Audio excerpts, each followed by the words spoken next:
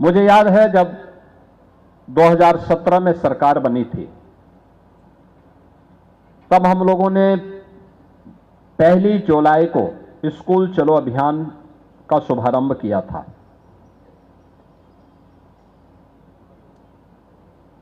उससे पहले मुझे प्रदेश के अंदर अलग अलग जनपदों में जाने का अवसर प्राप्त हुआ था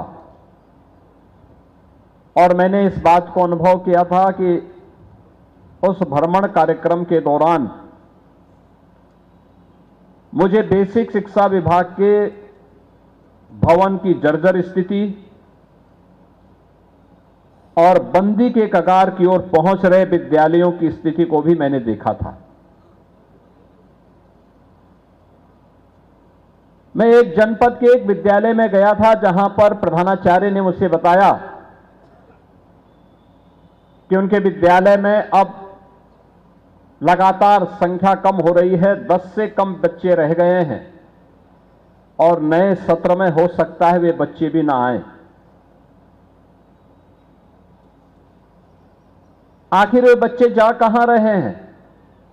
जब मैंने प्रश्न किया, उन्होंने कहा साहब बच्चों में पढ़ने की रुचि नहीं। मैंने कहा बच्चों में पढ़ने की रुचि नहीं है या आप लोगों की पढ़ाने में रुचि नहीं है?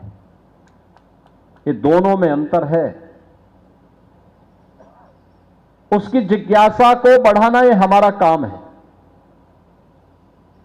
शिक्षा ये केवल सर्टिफिकेट उपलब्ध करवाने का या डिग्री हासिल करने का माध्यम नहीं है।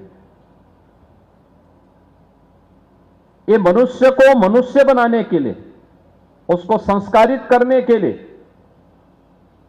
समाज और राष्ट्र के भविष्य को गढ़ने का एक सशक्त माध्यम है और उसके योजक के रूप में ईश्वर ने जो भूमिका हमारे आदरणीय गुरुजनों को दी है, शिक्षकों को दी है, अगर वह अपने इस महती जिम्मेदारी का निर्वहन करेंगे तो उसके बेहतरीन परिणाम सामने आएंगे। और मैं इस बात पर प्रसन्नता की अनुभूति कर सकता हूं कि उत्तर प्रदेश के बेसिक और माध्यमिक शिक्षा विभाग से जुड़े हुए सभी शिक्षकों ने, गुरुजनों ने मेहनत किया, परिश्रम किया, ऑपरेशन कायाकल्प को सफलता की नई ऊंचाइयों तक पहुंचाया। स्कूल चलो अभियान में हर बच्चे को स्कूल तक पहुंचाने के लिए अपने स्तर पर प्रयास किया। आज परिणाम क्या है?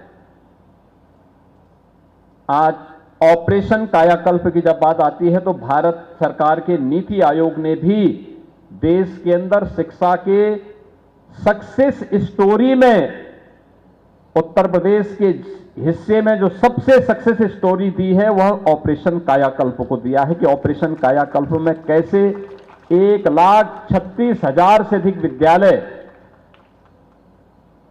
बुनियादी आवश्यक संसाधनों से युक्त हुए हैं। कैसे ऑपरेशन निपुण के माध्यम से सामान्य शिक्षा के बारे में बच्चों के मन में जिज्ञासा बढ़ी है और उन्हें अक्षर ज्ञान और अंकों का ज्ञान हुआ है। ये सभी वे उपलब्धियां हैं जिसने उत्तर प्रदेश के अंदर बच्चों के मन में स्कूल जाने का, और ये तभी संभव हो पाया जब शिक्षा विभाग के अधिकारियों ने और हमारे शिक्षकों ने मेहनत की, परिश्रम किया। और आज परिणाम हमारे सामने है कि जो जर्जर हो चुका था वही विद्यालय में 3 वर्ष के बाद गया।